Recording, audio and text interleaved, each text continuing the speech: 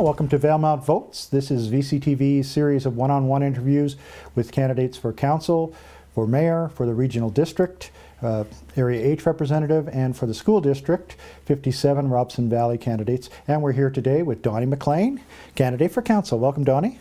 Well, thank you, Michael. Thanks for being here. Now, before we get going, what I'd like to kind of do with all the candidates is to have you tell us a little bit about yourself. So for those people who don't know you, everybody knows you, but for those who don't, there might be a few.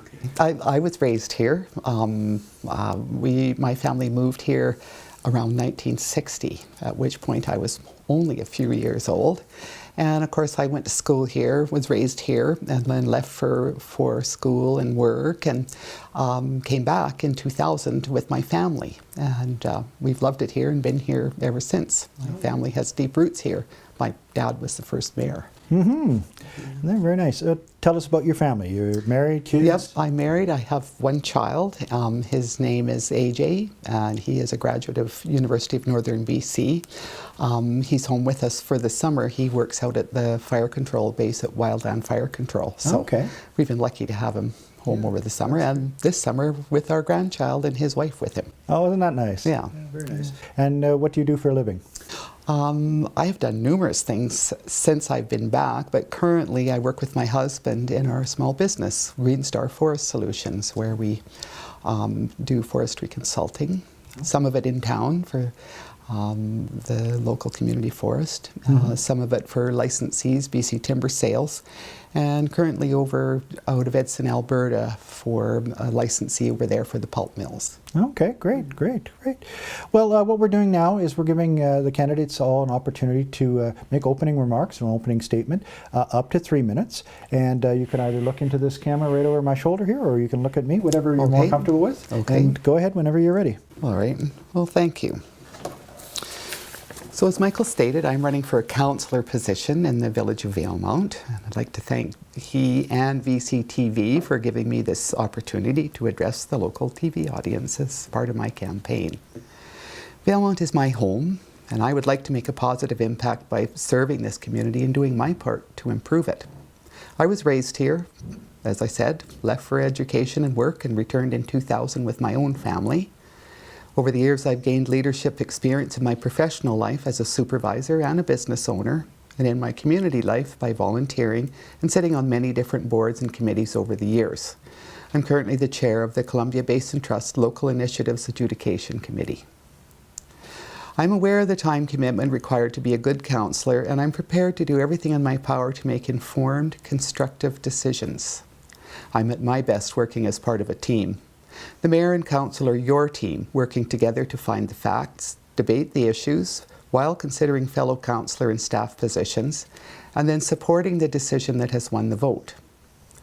All of us living in Valemount recognize that things here are changing. We want and need to ensure that the development is orderly and sustainable. In other words, we want to know that the things that we love about living in Valemount are still here for our children and grandchildren. And living here is as enjoyable as visiting here is. Housing affordability and availability and housing options for seniors must be priorities for the new council, along with economic development and economic diversity to provide good paying jobs.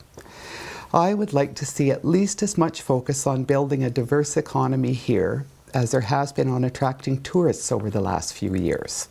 The industrial park being developed by the community forest is a good start, but in order to attract high-tech businesses, we also need to prepare the digital infrastructure and get high-speed internet. Download speeds in Valemount are around 15 megabits per second, when even motels at Edson, Alberta have download speeds of 350 megabits per second. We have moved from a mill-dependent community to a tourism-dependent one, and while we are welcoming many new people, investments, and opportunities, we also have the need to diversify. We need to have affordable housing, but we also need to attract industries that employ more highly skilled labor who can afford to buy or build houses. The money is in the information age, and we need to get on board. Whether you are a long-term resident or have recently made your home here, we all care about the future of Valemount and area. We may have conflicting points of view, but what I'm hearing that we have in common is that we want better public engagement and feedback on issues, and decisions made for residents first. Toward this, I would like to see town hall style meetings where the public can meet mayor and council in a more informal setting than regular council meetings. Thank you for your time. I hope you will consider voting for me. Great, thank you, Donnie. That's very right on the dot for 3 minutes. That's perfect. Okay. I want to start by asking you some questions. We have them broken out into topics, and the first area is one you mentioned in your opening remarks, and that's housing. Valemount, as you know, is experiencing a housing shortage right now. It's affecting home buyers, it's affecting renters, it's affecting seniors, it's affecting basically anyone who's looking for affordable housing in the town. Some even calling it a housing crisis. We're close to it.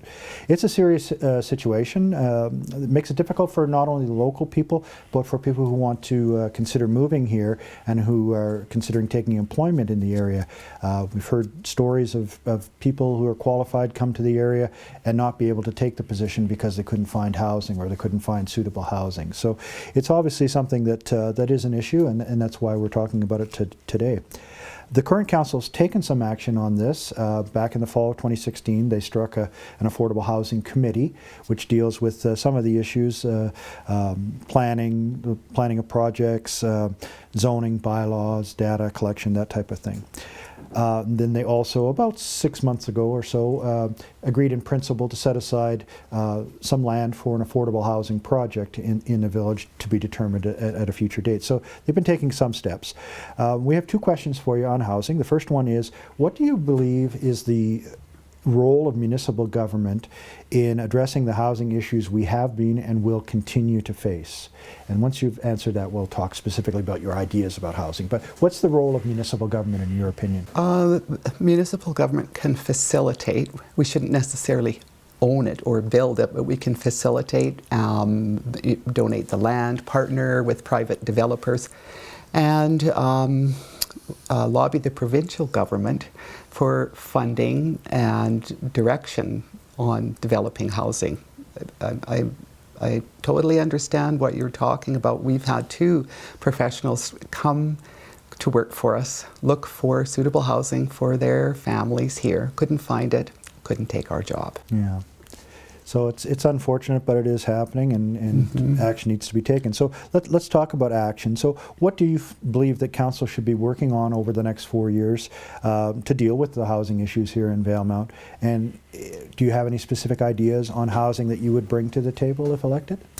Well, I would like to see housing, I would like to see council take an active role in making sure that the housing is mixed. I would like to see mixed housing, not row housing where people, say, oh, that's the low cost, or that's the slum part of town, or, there has to be, not everyone in need of housing is in need of low cost housing. Some people have good jobs where they can afford to buy, right. And, others may be in need of more economical solutions, shall we say. So we have to look at both needs of the people, who are desperate and maybe working in a job that doesn't pay enough, and others who are professionals and coming here with money but can't find anywhere to buy and don't have the time to wait around to build or this kind of thing. Council can't wait for years. The council would have to get on it right away, and with the BC government's 30-point plan for housing, there will be things coming from the provincial government as well. We have to be ready for funding, plans in place, ready to work together with representatives of higher levels of government to get more housing in place. So do you see council taking a lead on some of these issues? Well, I would like to think that they, being as they have struck a committee, that they have delegated the power to look into this and at least make recommendations, that they would work closely with them and the provincial government. Right. There are nonprofit groups already in Valemount that are working on this issue. The Valemount Affordable Rental Society is one. Yeah. Senior Citizens Housing Society is Yeah. another. Mm-hmm. So there is some expertise there in terms of housing in the village. Right. However, there's more that can be done. Is there anything specific that you would say this would be a good first step to take? Maybe to bring all of those agencies that are working on it together, and because all of the different agencies will be approaching it from their area of expertise. For instance, if the seniors are looking for seniors affordable housing, that will be targeted exactly to that group. And the other group, of course, is closely aligned with the Valemount College. So I mean, to bring all of these groups together, representing the group of citizens that they, one big committee with all of their ideas brought together, and maybe their sources of funding as well. Great, great. Excellent. Well, let's move on to second topic, which is economic development and economic diversity, which you talked about in your opening remarks as well. Valemount has been growing in terms of the homes being sold and the homes being built here. New businesses have been opening as well in town. Tourism's been on the rise for the last several years and had a good increase this year as well. However, there's still quite a bit that can be done to foster future growth or further growth, and particularly on the business / industrial side, which we maybe are a little bit underserved in terms of what we have there. So we have two questions for you on economic development and economic diversification. The first one is, what are your ideas for stimulating economic development in Valemount, just generally, and then we'll talk more about diversity. Okay. Generally, I think the first step, as I've addressed in my opening remarks, would be to get the high-speed internet in here. A lot of people don't understand that software engineers, any of these businesses that use the internet, it's far too slow. We find in our businesses we do a lot of mapping, and so we use a lot of data downloading maps. Right. And some days we can't operate at all because there's so many small breaks in it. Our download speed at our office is 15 megabits per second, which is just too slow. And then along with micro breaks in the signal all the time, is that it'll take us hours to download something. I believe that the village had commissioned studies which recommended that maybe it was around 2009, 2010, which recommended that they try to attract these software engineers and people that can work from their homes remotely. They termed them lone wolves. They lone did. Wolves, yeah. I was trying to remember whether it was wolves or eagles, but I knew it was one or the other, wolves, and I couldn't find it. But of course, the first step to doing that would be to have high-speed internet here. It's any other place that you go, it's taken for granted that it's there. The provincial government has funded a lot of it up along Haida Gwaii, and through that area, 43 million, I believe, they've spent there to give it to all those small communities along the coast. So, right. There are federal funds available as well. Being in the television industry, we know that there is a broadband initiative that's been put forward by the federal government for rural communities as well. So, right. So there's funding there as well available. Yeah, so that would be a step towards diversifying into the information age and attracting that. Okay, what else? The community forest is doing a good job now of promoting their industrial park, and as that becomes more well known, and the village, the major shareholder, would help promote the opportunities that would arise there. If we could get the geothermal development done, that would be a huge boost to people wanting to relocate here. But as I understand, that's a ways away yet. But there's opportunities if we just facilitate the infrastructure to accommodate them and start courting investors to come to town with their businesses and ideas. The second half of the question is on diversity, and it is what's your definition of economic diversity, and how do you see that, how do you envision that unrolling here in Valemount? Great. Well, right now, as I stated earlier, I see it pretty much as we were a mill-dependent town and we are now a tourism-dependent town. And so what happens then is if our currency rises or there's a catastrophe in one of the countries where most of our tourism business comes from, it can be pretty hard, such as the downturn in the oil patch when during the winter the sledders were few and far between for a season or two. After 9/11 there was a tremendous downturn in tourism. Yeah, that's right. So we need to have other things. We do have many natural resources here where the community forest is, of course, logging is taking place again, and they're looking at secondary manufacturing, and the cedar is being made into shakes, and that kind of thing is going on.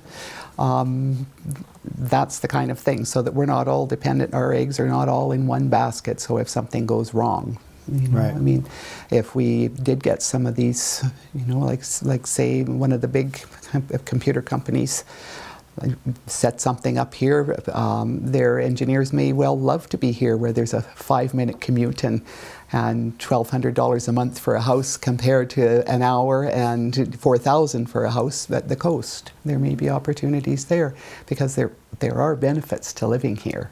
Oh, of course. That's why we're here. That's right, exactly. Yeah, we don't want to let that secret out of the bag too much. No, no, we don't. I'm just kidding. What about smaller industrial? And I'm kind of thinking specifically of small manufacturing like craft breweries, like the Three Ranges breweries, that type of thing. Do you think there's a niche for that type of business here? There definitely is. The brewery has proved that beyond anyone's expectations. That, you know, that it's humming up there. It's a great addition to the main street. That type of thing, when you visit other tourist towns, that's the kind of thing that you're looking for, is those locally handcrafted, locally produced businesses, whether it's a chocolatier or a craft beer, or, you know, the local artisans, breads.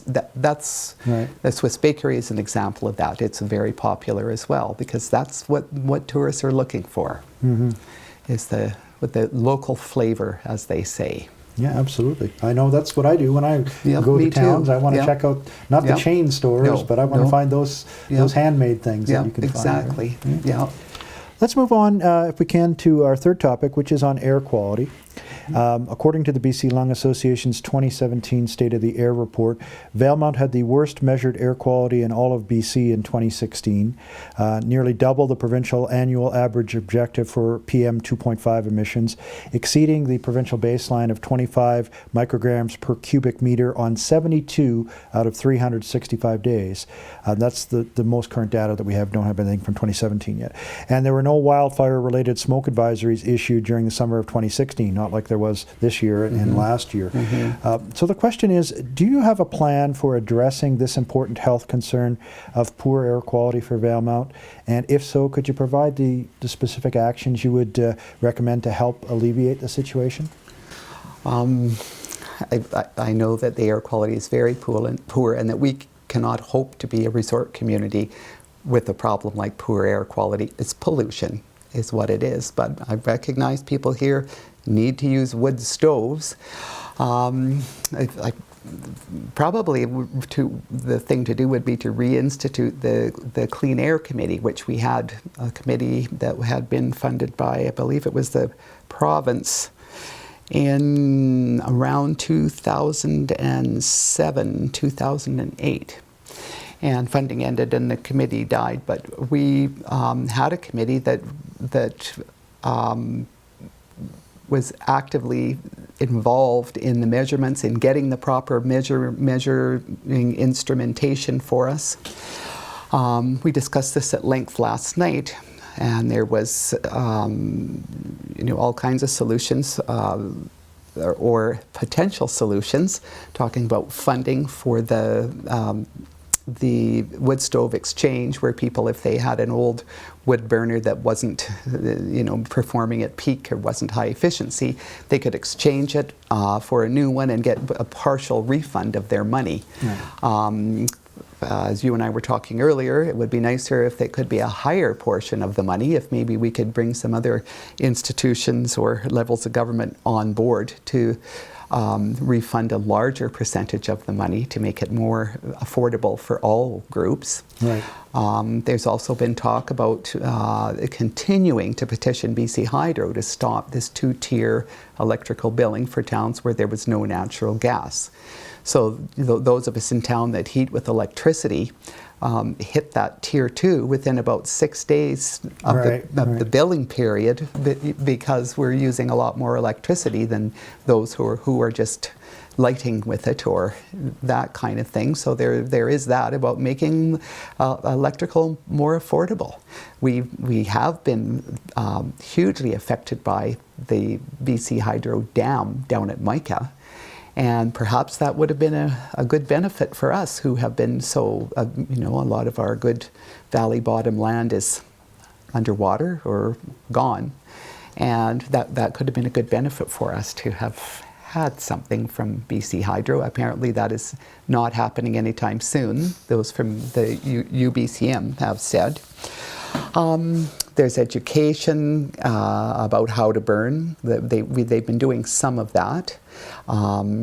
The air quality may be being affected in a larger part by the truck traffic that goes in here, the diesels that sit idling more than we're aware of. Yeah, I talked with another councillor, and we figured, if they pull in here at 6 o'clock on a winter evening and they let their vehicle run until 6 a.m., that's 12 hours, and there could be 20 or 30 trucks, and sometimes when the roads are blocked, it could be 50 or 100 trucks parked there. And it is, when you walk down around that area down by the highway at night, you can smell it, and you can smell that it's not entirely the wood smoke. You can smell the diesel burning down there. So I don't know what the solution for that is either. Whether to provide plugins or there's an awful lot of them to provide plugins for, but at least it would stop the need of some of them from running their engines all night if they're just keeping themselves warm in their sleeper.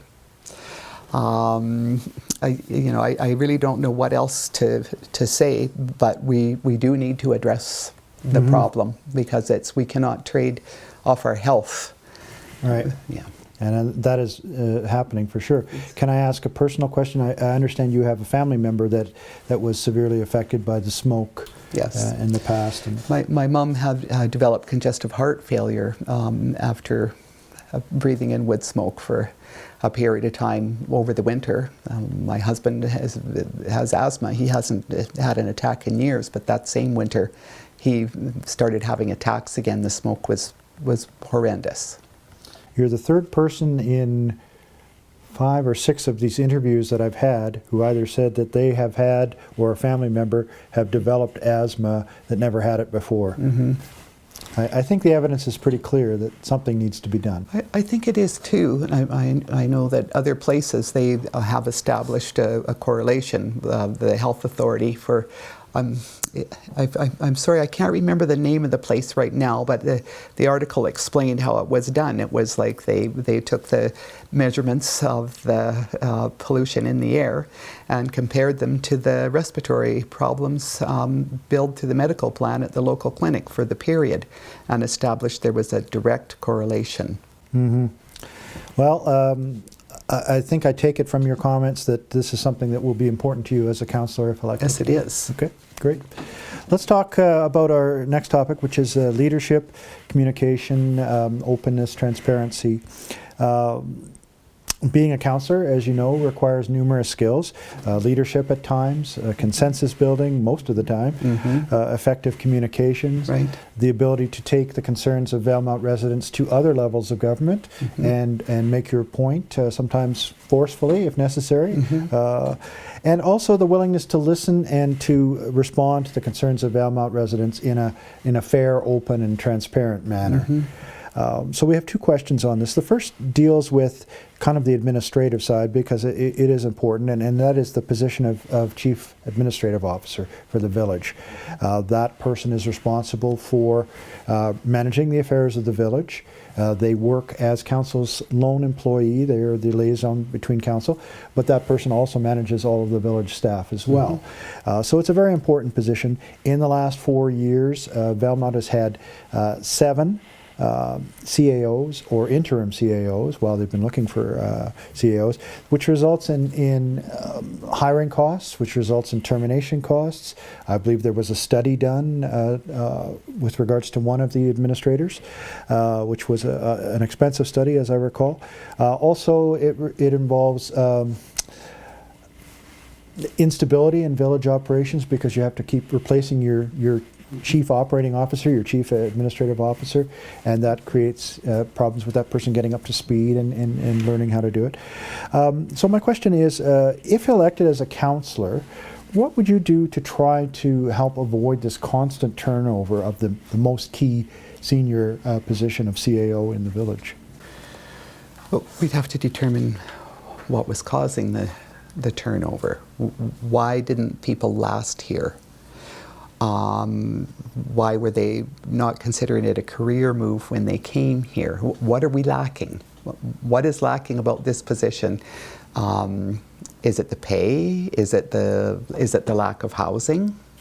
What is it? And I'm not really sure that it's entirely fair to couch it in quite the way that you presented. Because some of those were in term, and it was never their intention to stay. They were here short term to fill in, and they knew that they were. And then for whatever reason, the position wasn't permanently filled, and so we needed another one. It is an extremely important position. And I guess the first thing would be to try to get to the bottom of why they didn't stay, why the ones that we have had, did they go elsewhere for better opportunities? Was it a problem finding housing? Was it a problem finding work for their spouse? What happened? How could we make it better? How can we ensure that people that we bring here will stay? It can be a problem all over the north. You know, they're always trying to recruit professionals, and not everybody wants to move to northern or small town British Columbia. Up at UNBC, we have a medical program up there, because they have learned that people who take their education and graduate in the north are more likely to stay in the north. So maybe we need to talk with university and figure out something there, that if they can do like they do with the medical students, graduate more of them from UNBC, from the public admin program or whatever the program is that gives them the leg up on getting the CAO job. That not everybody's wanting to head down to the coast as quick as they can. It may be wages. You hear recently where the wages for the city of Prince George are a lot higher than for most other places. So that may be it as well, is that they're looking to find a place that can pay them more money. I'm not sure, but we would need to get to the bottom of why they are leaving. Is it a council problem? Is it a village amenities problem? I can't say. Right. But that would be to find out. All right. Second part of this is this topic deals with communication. So during this council's term, no formal communication policy has been developed. Town hall meetings that were going had been stopped. One of the media outlets in Valemount, it's not VCTV, has had trouble getting information from the current mayor. Council has not done anything really to make it any easier for residents to communicate and work with them as a team in terms of policies and actions. For example, and this is one of my pet peeves, I guess you'll say, is if someone wants to speak as a delegate at a council meeting, the deadline for that is Thursday at 12 noon. However, the agenda doesn't come out until Friday afternoon. So you're not certain if the topic you want to discuss has any relevance to what's on the agenda there. Particularly important if it's an ongoing topic that maybe this would be the third meeting in a row it's being discussed at, and you finally say, well, I'm going to get in there and I'm going to make my points.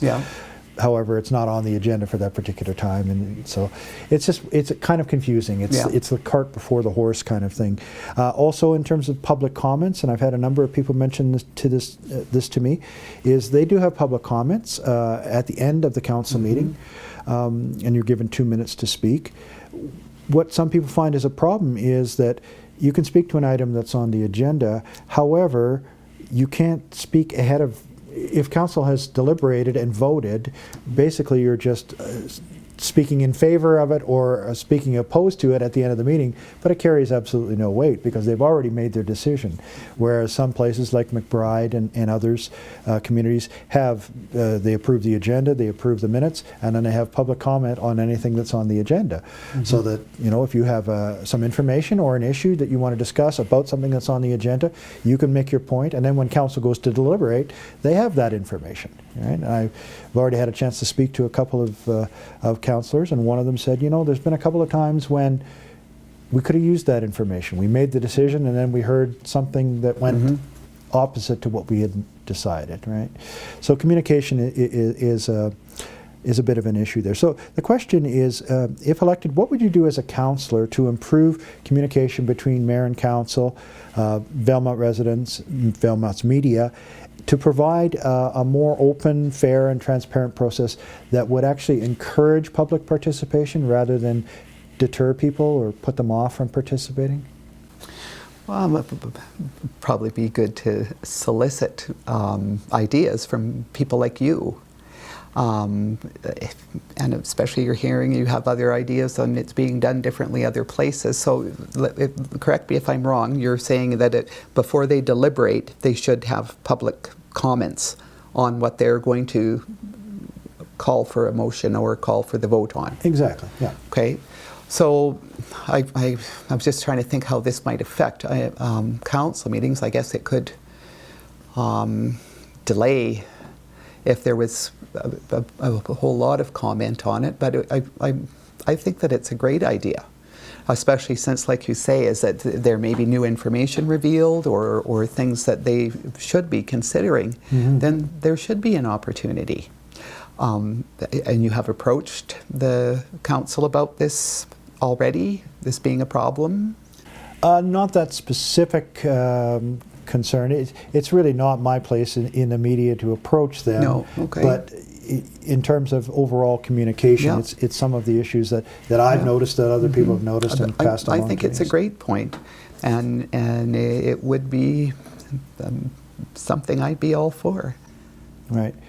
You're a frequent council attendee. I've seen you at a number of meetings, and I'm certain you've seen times when the communication hasn't been as good as it could be. Let's put it that way. I don't want to cast any aspersions, but times when there could be better communication. Yeah, that's true. I have seen that, and coming at the end, especially, you know, if they're going to in camera, then people are rushing to get out and not always listening or thinking, oh, well, you know, this type of thing. That's how I have felt at the end of some of those meetings too. So, yeah. And you've had that feeling that you haven't been heard? Right. Yeah. And that's, I think, it's to everyone's benefit. It's to council's benefit to have that additional information, and it's to the residents' benefit to have that communication. It is. As you say, I mean, you can't have 30 people in a room each talking for 5 minutes. Your council meeting would go on forever. However, you could still do the 2-minute thing for anybody who wanted to speak. It's just moved from the end of the meeting to the beginning of the meeting. Right? So, just as an example, communication, I think, is something that we can all get better at. It is, for sure, and it's nice to have a cooperative relationship rather than adversarial as well. Right, good. Let's talk about our next topic, which is conflict of interest. So on May 26th of 2015, village staff presented a policy number 64 to council, which was an enhanced, locally produced conflict of interest policy for councils, as recommended by BC Solicitor General. The Local Government Management Association of BC and the Union of BC Municipalities believe that enhanced clarifications of conflict of interest guidelines may be necessary in light of a BC Court of Appeals decision, which was called the Schlenker case, which was 2 councillors on Salt Spring Island who got into conflict of interest difficulties. So they've introduced a number of considerations for staff and for elected officials when determining when elected officials may be in a conflict of interest.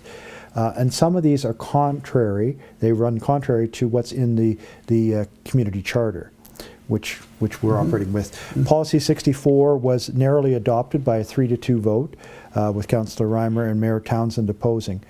6 months later, so this was the enhanced guidelines, Policy 64. Yep. 6 months later, it was rescinded by a 3-1 vote with Councillor Salt opposing, with the recommendation that the conflict of interest guidelines in the charter were what we should be using. And there was no explanation given at the time as to why people felt that way, but it was changed. So the question is, do you believe that conflict of interest guidelines stronger than those found in the community charter are necessary? And if so, would you support once again putting forth a more locally tailored set of conflict of interest guidelines and definitions?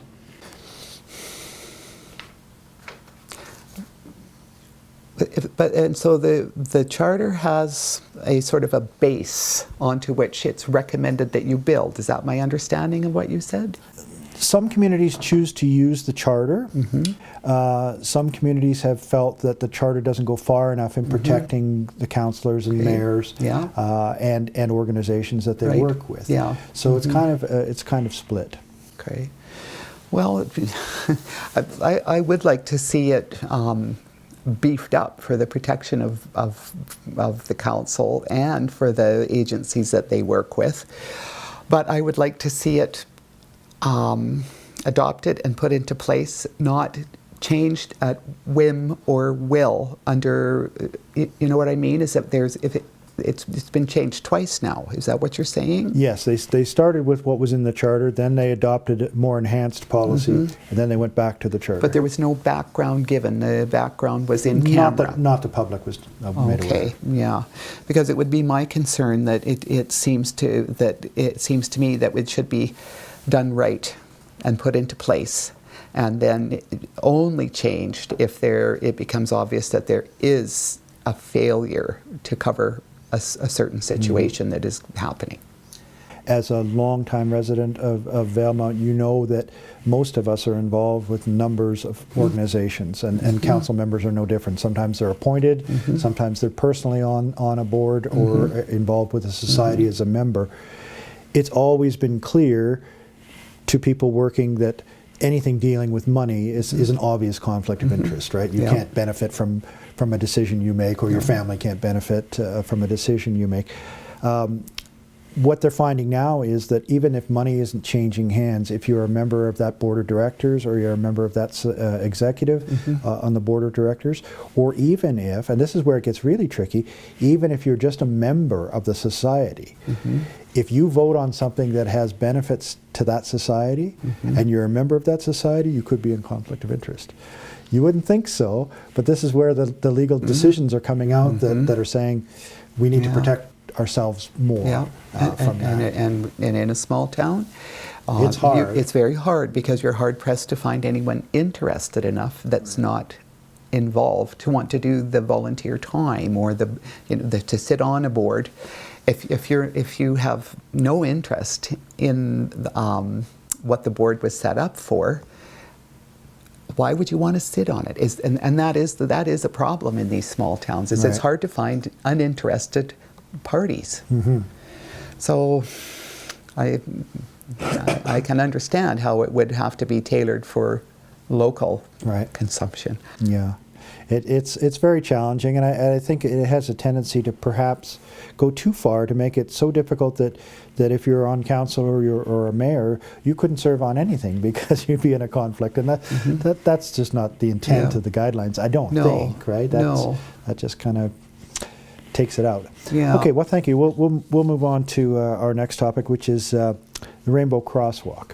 So as you recall, we had Well, I'll get to that in a second, but I wanted to point out that the Vancouver's Georgia Straight newspaper, according to their article on June the 11th, 2018, there are now 42 rainbow crosswalks in British Columbia. On July 26, 2016, a couple of years ago, you'll recall that our local council voted against installing a rainbow crosswalk here, citing cost and safety concerns as their reason. Prince George installed one at a budgeted cost of $6,000. However, theirs has 4 intersections that they're dealing with, and it also has a process they call cold fusion, which kind of melds it to the pavement somehow or another. It lasts a lot longer, so it's a more expensive process. Prince Rupert did a typical one, just a painted one for $1,850. Here you may recall that some volunteers even offered to pay for the paint and do the painting themselves and do the upkeep, but that was not accepted either. In terms of the safety, a study conducted by the City of Edmonton showed that there had been no safety problems with the 6 rainbow crosswalks that they had there. They found that the crosswalks did not decrease pedestrian safety in any way. And our research on this shows that Valemount is one of only 3 communities in BC to have voted against a rainbow crosswalk, Merritt being the other, and Campbell River, being the third.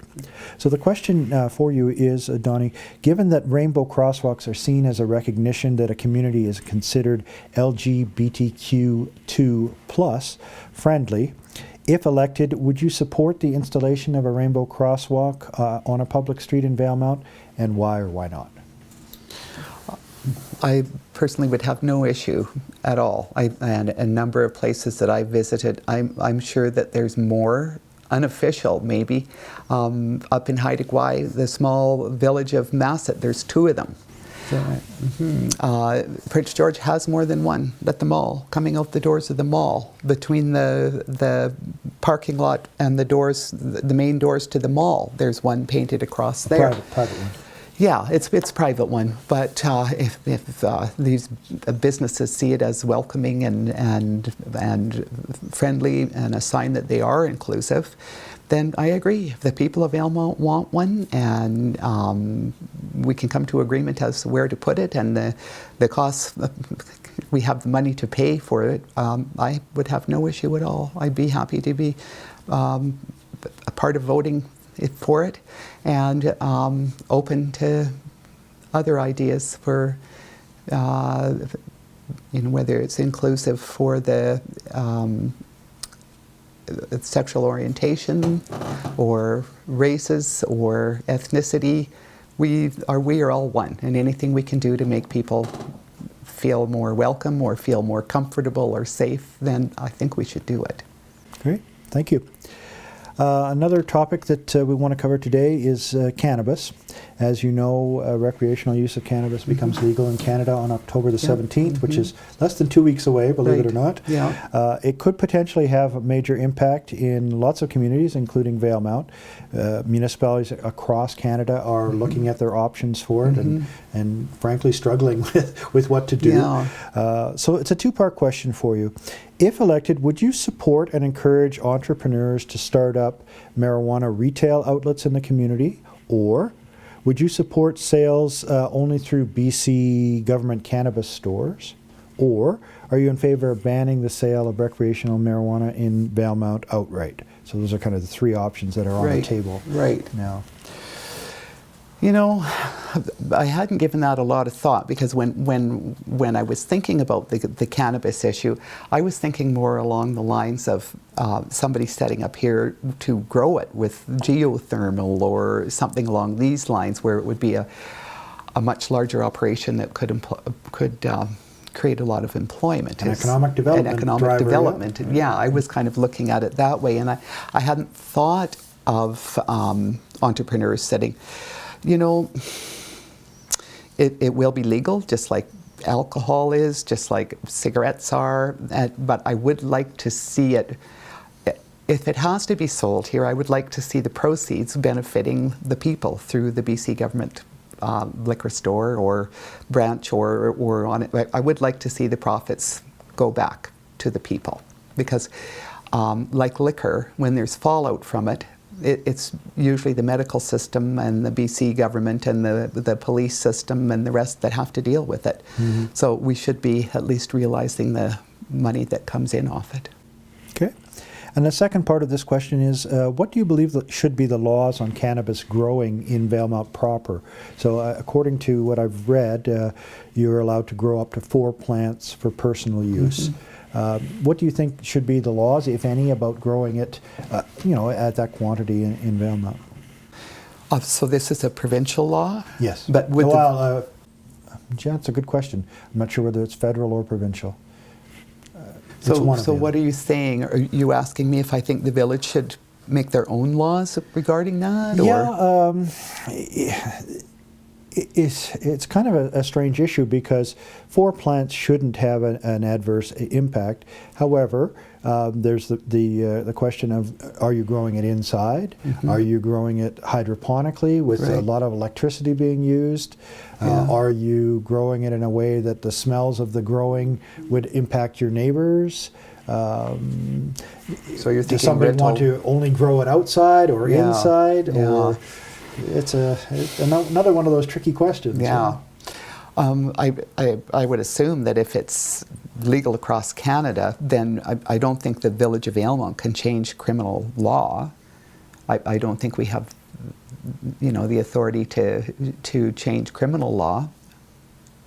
On the surface, it seems, a lot of people require it for medicinal and have been taking it to ease pain and suffering for many years. But, thinking about houses that have been ruined with grow-ups and humidity, but because I've never had any experience growing it, or I don't know if 4 plants would be a hazard in your house, or whether it would create a smell strong enough to bother your neighbors. I'm sorry, I'm just not well schooled enough on it to answer that question. But I would say that if it's legal, then we probably wouldn't, as a municipality, have the right to alter the law. Right, as long as it's not a safety concern or a problem with your neighbors or something of that nature. Yeah. Okay, that's fair enough. And the last question that was submitted is with regards to traffic and congestion and parking issues, and that is, what are your thoughts regarding the traffic congestion and parking issues on Caras Drive? And we're talking specifically around the 5th Avenue, Tim Hortons, Petro-Canada highway exit, and the Caras Drive road there. Also, the Main Street business area, particularly around the area of the Swiss Bakery, with cars kind of parking sort of half on the road, half off the road, backing across 2 lanes of traffic to go one way or the other in there. What do you feel needs to be done, if anything, about these situations? I hadn't noticed a problem at the Swiss Bakery. It seems an awful big stretch of road that there is parking available on. The situation at Tim Hortons is entirely different. I've seen a lot of close calls down there. I've had close calls because the intersection doesn't have lines that clearly give travelers direction on where they should be going or who has the right of way.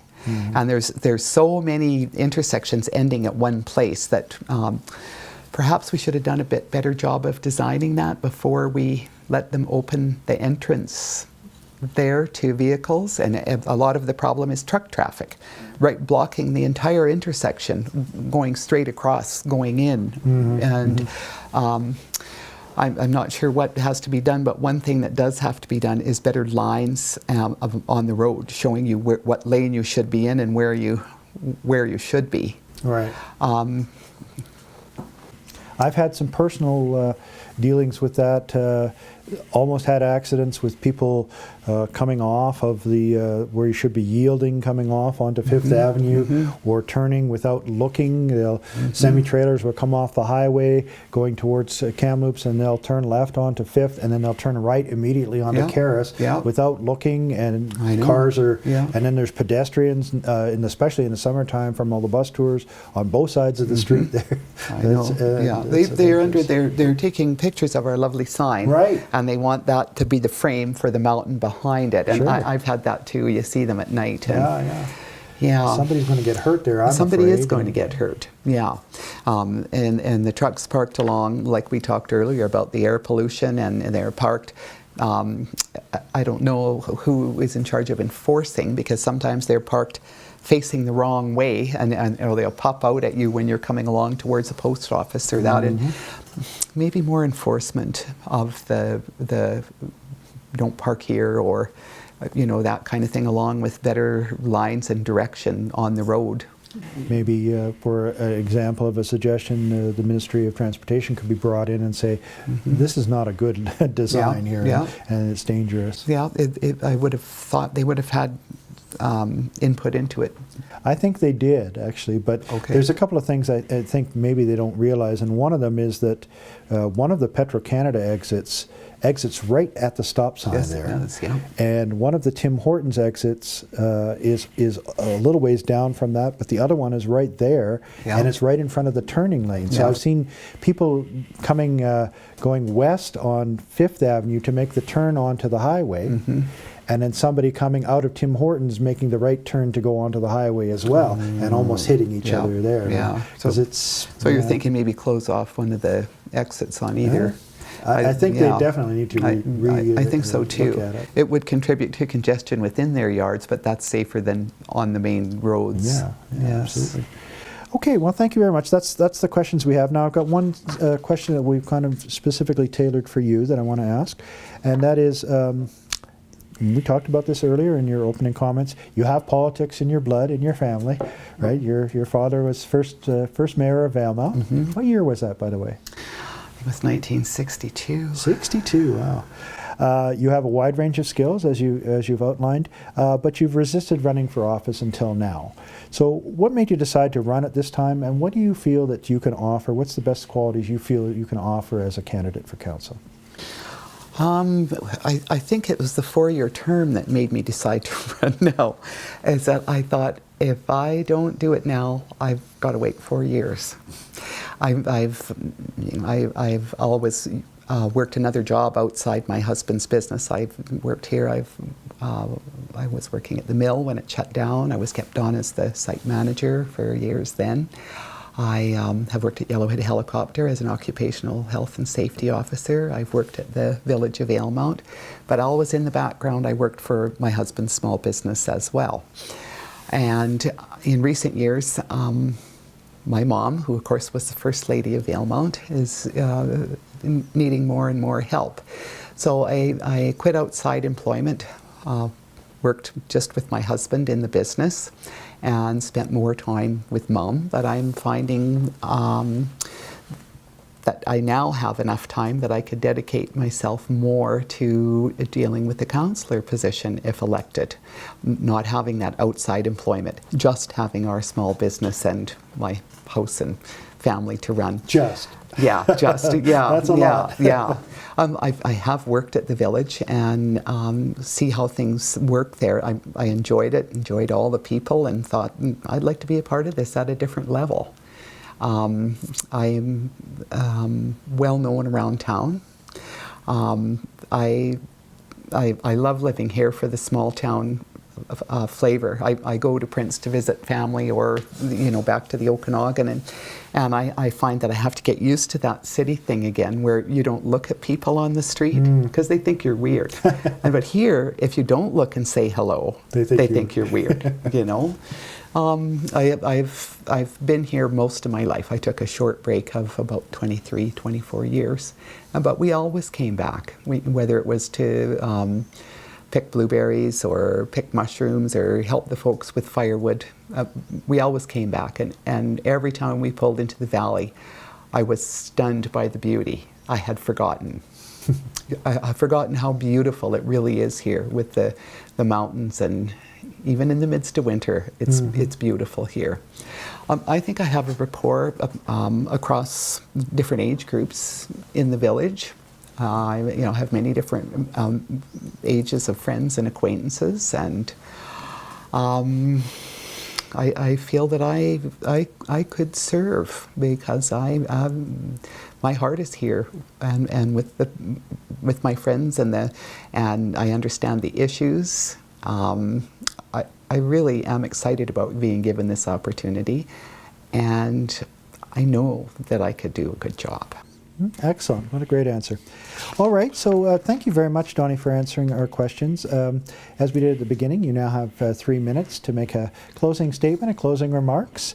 Again, you can look at this camera or you can look at me and say whatever you like. Okay, well, I hate to disappoint you, but I do not have anything more really to say. Okay. Is that I think between the All Candidates Forum, what I've put in the paper, what you and I have discussed here today, and people knowing me and my background around town, I think I'm pretty much out there. How about 4 words? Please vote for me. Yes, that would do. Please vote for me. Great. Well, wonderful. Thank you very much for being Thank you, here. Michael. It's been wonderful having you here. And I'm just going to take a second to encourage people to get out and vote. That's the right that a lot of people have fought for us to have, is the democratic right to elect our public officials here. And so it's very important that you exercise that. In a small town like this, 1 or 2 votes can mean a lot. You know, in a city of millions, it doesn't mean that much. But here, it can be the deciding factor between being elected and being not. So please get out there and vote for your candidates. A little bit of information, the advanced voting day. Advanced voting day will be on Wednesday, October the 10th. And that will be at from 8 a.m. to 8 p.m. at the at the offices of the council chamber. So it's downstairs in the administration at 735 Cranberry Place from 8 a.m. to 8 p.m. And of course, the general voting day is Saturday, October the 20th, and that will be 8 a.m. to 8 p.m. as well. And that will be at the usual place, which is the Valemount Community Hall at 101 Gore Street. So please get out there and vote and elect your new council and new mayor. Again, Donnie, thank you very much for being here with us. It's been a pleasure. Thank you. And thanks to all of you for watching, and we'll see you next time.